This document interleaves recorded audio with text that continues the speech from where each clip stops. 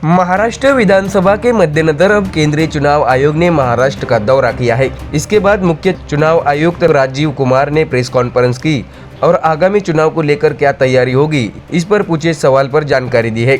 ऐसे में चुनाव आयोग ने आखिर क्या कहा है, आइए जानते हैं विस्तार से। दरअसल हमारा महाराष्ट्र हमारा वोट, ये हमारा नारा है।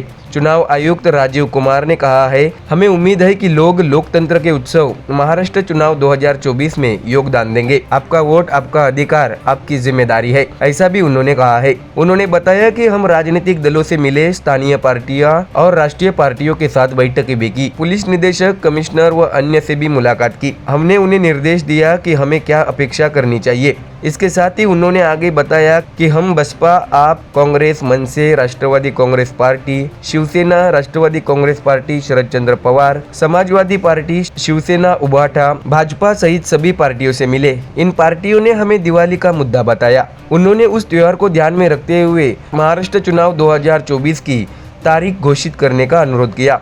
हमसे ये भी अनुरोध किया गया कि छुट्टियों को ध्यान में रखते हुए चुनाव की तारीख तय की जाए।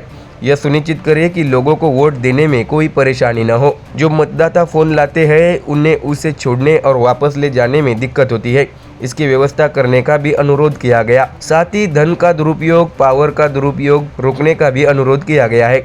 बुजुर्ग लोगों के आने जाने की व्यवस्था करने का भी अनुरोध किया गया। इसके साथ ये भी बताया गया कि पोलिंग एजेंट स्थानीय हो। ये सारी बातें चुनाव आयुक्त राजीव कुमार ने कही है। उन्होंने बताया कि सभी दलों ने हमसे फर्जी खबरों के प्रचार प्रसार को रोकने का भी अनुरोध किया है। आपको बता दें कि महाराष्ट्र विधानसभा 2024 में कुल 228 निर्वाचन क्षेत्र है। महाराष्ट्र विधानसभा का कार्यकाल 26 नवंबर को खत्म हो रहा है, इसलिए उससे पहले ही महाराष्ट्र विधानसभा चुनाव होंगे।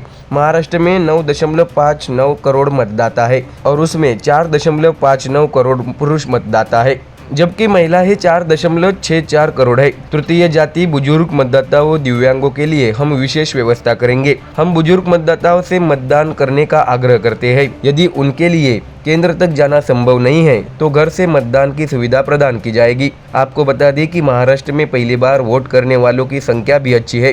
चुनाव आयुक्त राजीव कुमार ने बताया कि 19.48 लाख मतदाता नए मतदाता है। राजीव कुमार ने ये भी कहा है कि यही वो मतदाता है जो लोकतंत्र को आगे ले जाएंगे। आपको बता दें कि इससे पहले विपक्ष ने आरोप लगाया था कि लोकसभा चुनाव के दौरान मुख्यमंत्री एकनाथ शिंदे के हेलीकॉप्टर से पैसों से भरे बैग ले जाए गए थे। ऐसा मुख्य चुनाव आयुक्त राजीव कुमार से आज प्रेस कॉन्फ्रेंस में इस बारे में सवाल पूछा गया। इस समय उन्होंने कहा कि अधिकारियों को सभी के हेलीकॉप्टरों की जांच करने के आदेश दिए गए हैं।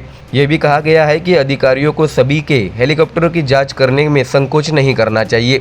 साथ ही मुख्य आयुक्त राजीव कुमार ने कहा कि निर्देश दिया गया है कि जिन अधिकारियों का 3 साल का कार्यकाल पूरा हो गया है उनका तबादला कर दिया जाए।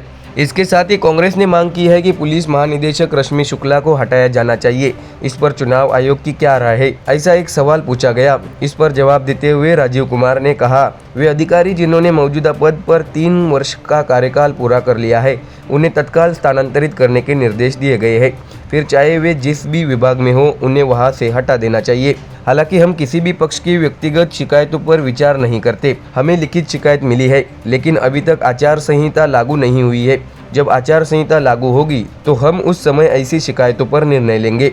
आपको बता दें कि राजनीतिक चिन्हों पर चुनाव आयोग पहले ही फैसला दे चुका है। जिन पार्टियों में 2 समूह हैं, हमने उनके अनुरोध के अनुसार अन्य चुनाव चिन्ह प्रदान किए हैं, लेकिन एनसीपी का मामला लंबित होने के कारण राजीव कुमार ने कहा कि वह अभी उनके सिंबल के बारे में कुछ नहीं कह सकते। आपको बता दें कि दरअसल महाराष्ट्र विधानसभा का कार्यकाल 26 नवंबर को समाप्त हो रहा है। मुख्य चुनाव आयुक्त राजीव कुमार ने कहा कि इसलिए विधानसभा चुनाव 26 नवंबर से पहले ही होंगे, लेकिन इस बार उन्होंने कोई निश्चित तारीख नहीं बताई। ऐसे में अब चुनाव आयोग द्वारा खुलासा करने के बाद अब महाराष्ट्र के राजनीतिक दल जोरदार तैयारी में जुटने वाले हैं। ऐसे में आने वाला महाराष्ट्र विधानसभा चुनाव काफी रंजक होने वाला है। Bureau report, MDR news. Maharashtra में इस वक्त विधानसभा चुनाव का माहौल तैयार होता दिख रहा है। ऐसे में सभी दल अपनी अपनी राजनीति में व्यस्त है, तो वही सरकार और विपक्ष में भी जोरदार आरोप प्रत्यारोप का सिलसिला जारी है। ऐसे में अब खबर बीजेपी की ओर से है, जहां उप मुख्यमंत्री देवेंद्र फडणवीस की पत्नी अमृता फडणवीस की विधानसभा चुनाव में एंट्री होती दिख रही है। क्या है पूरी खबर, आइए जानते हैं विस्तार से। आपको बता दें कि अमृता फडणवीस ने नागपुर में एक कार्यक्रम में संक्षिप्त भाषण दिया और उन्होंने जोर देकर कहा कि बीजेपी को दोबारा चुनकर दो, तभी अपनी और भी प्रगति हो सकती है। उन्होंने ये भी कहा कि लाडली बहन योजना हिट हो गई है। हालांकि इस वक्त उन्होंने विपक्ष पर जोरदार हमला बोला है। अपने भाषण में उन्होंने बिना नाम लिए शरद पवार और उद्धव ठाकरे की आलोचना की। उन्होंने आगे कहा कि आज बहुत दिनों के बाद पावन भूमि आई हूँ, भगवान राम के दर्शन कर मन प्रसन्न हो गया। लाडली बहन योजना एक हिट योजना है। देवेंद्र फडणवीस द्वारा प्रस्तुत संकल्पना महत्वपूर्ण है। वे हर उस महिला के पीछे खड़े होना चाहते हैं जो आर्थिक रूप से मजबूत नहीं है। उन्हीं विचारों से ये योजना निकली है। एक मजबूत महिला वह है जो इस तरह की संकल्पना का लाभ उठाती है और परिवार के लिए इसका उपयोग करती है। अमृता फडणवीस ने कहा कि इतनी मजबूत सशक्त महिला होने के लिए आपको सलाम। अमृता फडणवीस ने बीजेपी की तारीफ करते हुए ये भी कहा है कि लाडली बहन योजना एक ही योजना नहीं है, बीजेपी कई योजना लेकर आई है। सुकन्या समृद्धि, लाडली बेटी, मेरी कन्या भाग्यश्री, अन्नपूर्ण योजना, विधवा पेंशन योजना, एसटी यात्रा पर 50% की छूट भी भाजपा द्वारा पेश की गई योजना है। अगर आप इन योजनाओं के बारे में नहीं जानते हैं तो जानकारी ले लो और अन्य महिलाओं को इसके बारे में बताएं। उन महिलाओं को प्रोत्साहित करें जो फॉर्म भरने के लिए पात्र हो। ऐसा चुनावी दाव अमृता फडणवीस ने लोगों के सामने रखा है। उन्होंने बीजेपी की तारीफ करते हुए आगे कहा है कि देवेंद्र फडणवीस और नितिन गडकरी के कारण नागपुर का परिवर्तन हुआ है। नए नए कॉलेज बनाए गए, नागपुर का विकास हो रहा है। नागपुर को मोस्ट लिवेबल सिटी कहा जाता है। कई कंपनियां, कॉरपोरेट कार्यालय बन रही है। इसका लाभ हमारे घरों तक पहुंचेगा। इन योजनाओं को जारी रखने के लिए हमने मोदी को चुना है। वैसे ही अब भाजपा को महाराष्ट्र में मजबूत होने की जरूरत है, क्योंकि कुछ लोग कहते हैं कि महिलाओं की प्राथमिकताएं क्या है, तो ये होती है कि मेरा परिवार मेरी जिम्मेदारी है। हम महिलाएं ऐसा इसलिए कह सकती है क्योंकि हम परिवार का हिस्सा है। लेकिन जब कोई बड़ा नेता कहता है कि मेरा परिवार ही मेरी जिम्मेदारी है, तो यह हमारे लिए समस्या है। बड़े नेता कह सकते हैं, लेकिन देवेंद्र फडणवीस ने ऐसा कभी नहीं कहा है और न ही कभी वो कहेंगे, क्योंकि उन्होंने घर की जिम्मेदारी मुझे सौंपी है। यह कहते हुए अमृता फडणवीस ने एक तरह उद्धव ठाकरे को चुनौती दी है। इसके साथ ही उन्होंने बिना नाम लिए शरद पवार की भी आलोचना की। अमृता फडणवीस ने यह भी कहा है कि देवेंद्र फडणवीस ने घर की जिम्मेदारी मुझ पर छोड़ दी है। उनके पास दूरदृष्टि है। वे महाराष्ट्र की महिलाओं, वंचित वर्गों के लिए 24 घंटे काम करते हैं। इसलिए ऐसे सोच वाले लोगों को सत्ता में आना चाहिए। अमृता फडणवीस ने यह भी कहा है कि मुझे यकीन है कि आप समर्थन करेंगे। आप लोगों को बाहर निकलना है और अन्य लोगों को भी बाहर निकलने के लिए प्रोत्साहित करना है, क्योंकि आपकी सबसे महत्वपूर्ण जिम्मेदारी मतदान करना है। हम सभी की उसमें प्रगति है। अगर ऐसा होता है तो कोई भी नेता नहीं बचेगा जो अपना घर भरना चाहे या अपनी बेटी को मुख्यमंत्री बनना चाहे। जिन लोगों को जनता की परवाह है उन्हें आगे आना चाहिए। इसलिए अमृता फडणवीस ने उस संबंध में वोट की अपील की है।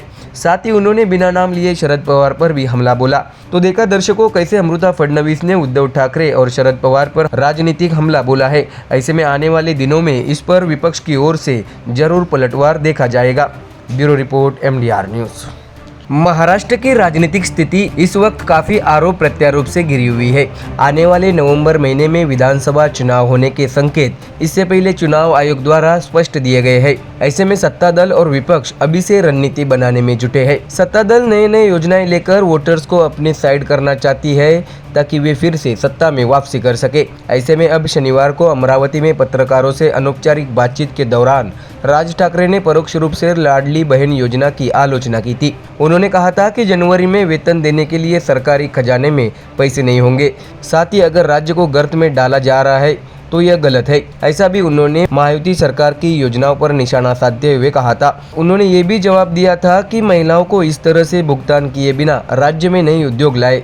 आपको बता दें कि इस बीच राज ठाकरे की आलोचना के बाद तरह तरह की राजनीतिक प्रतिक्रियाएं सामने आने लगी है। राज ठाकरे की आलोचना पर अजित पवार गुट के नेता और सांसद प्रफुल्ल पटेल ने भी जवाब दिया है। आपको बता दें कि प्रफुल्ल पटेल ने आज गोंदिया में मीडिया से बातचीत की। इस अवसर पर बोलते हुए उन्होंने विभिन्न विषयों पर अपना पक्ष स्पष्ट किया। इस दौरान उनसे राज ठाकरे की आलोचना के बारे में भी पूछा गया। तब उन्होंने ये प्रतिक्रिया दी कि क्या उनका इस तरह के बयान देना सही है। चाहे वह लाडली बहन योजना हो, मुफ्त गैस सिलेंडर देने का निर्णय हो या लड़कियों को मुफ्त शिक्षा प्रदान करने का निर्णय हो, राज्य सरकार ने इन और कई अन्य कल्याणकारी योजनाओं के लिए धन आवंटित किया है। प्रफुल्ल पटेल ने बताया कि अजित पवार जैसे उदारवादी वित्त मंत्री से हमारे राज्य को लाभ हुआ है। वे जानते हैं कि पैसा कैसे बचाना है, इसलिए एक बार बजट की घोषणा हो जाने के बाद उस पर संदेह उठाना ठीक नहीं है। राज ठाकरे पर टिप्पणी करते हुए उन्होंने आगे बताया कि ये योजनाएं अगले 5 साल तक जारी रहेगी। इतना ही नहीं, इस योजना के तहत मिलने वाली आर्थिक सहायता में भी बढ़ोतरी होगी। इसलिए जो लोग विधानसभा और सरकार के बारे में नहीं जानते, उनके लिए इस तरह के बयान देना ठीक नहीं है, ऐसा प्रफुल्ल पटेल ने कहा है। आगे बोलते हुए उन्होंने महायुति के सीट आवंटन पर भी बातचीत की। उन्होंने बताया कि महायुति में सीटों का बंटवारा लगभग तय हो गया है। अगले 4-5 दिनों में सीट आवंटन को लेकर उचित निर्णय ले लिया जाएगा और इसे लेकर तीनों पार्टियां सकारात्मक भी है। प्रफुल्ल पटेल ने आगे बताया कि जिस निर्वाचन क्षेत्र पर पार्टी का विधायक चुना गया है, उसी निर्वाचन क्षेत्र पर भी विचार किया गया है। जहां सीटों के अदला बदली की जरूरत होगी वह किया जाएगा। साथ ही कौन कितनी सीटों पर लड़ेगा यह निर्णय भी जल्द ले लिया जाएगा, ऐसा प्रफुल्ल पटेल ने मीडिया से बातचीत करते हुए कहा। आपको बता दें कि हाल ही में रोहित पवार ने कहा था कि सर्वे कहता है कि आगामी विधानसभा चुनाव में अजित पवार गुट को 10 से 12 सीटें मिलेगी। इस बारे में पूछे जाने पर प्रफुल्ल पटेल ने कहा कि जो रोहित पवार ने कहा मतलब सर्वे हुआ क्या, मैं उनके बारे में ज़्यादा बात नहीं करना चाहता, मैं किसी विवाद में नहीं पड़ना चाहता। पटेल ने बताया कि मेरे पास भी महायुति का सर्वेक्षण है, उसमें महायुति को 175 सीटें मिल रही है। तो देखा दर्शकों, सरकार की योजनाओं पर राज ठाकरे द्वारा सवालिया निशान साधने पर एनसीपी की ओर से पलटवार हुआ है। ऐसे में आने वाले दिनों में महाराष्ट्र में राज्य सरकार और विपक्ष के बीच भी ठनने वाली है। Bureau report MDR news.